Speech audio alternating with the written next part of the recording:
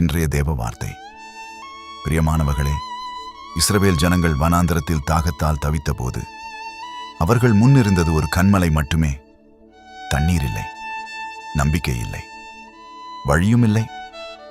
ஆனால் தேவன் மனிதர்கள் பார்த்த கன்மலையில் அதிசயத்தின் நீரூற்றை பார்த்தார். மக்கள் முடிவை பார்த்த இடத்தில் தேவன் ஆரம்பத்தை உருவாக்கினார். இன்று உங்கள் வாழ்க்கையிலும் ஒரு கன்மலை இருக்கலாம்.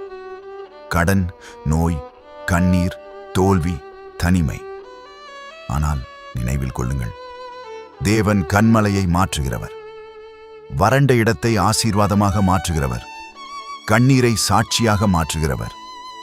வேதம் சொல்லுகிறது, அவர் கன்மலையை தண்ணீர் தடாகமாகவும் கற்பாறையை நீரூற்றுகளாகவும் மாற்றுகிறார்.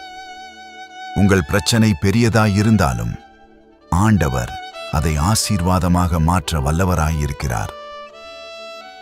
விசுவாசித்தால் ஆமென் சொல்லுங்க. கர்த்தர் உங்களை ஆசீர்வதிப்பாராக.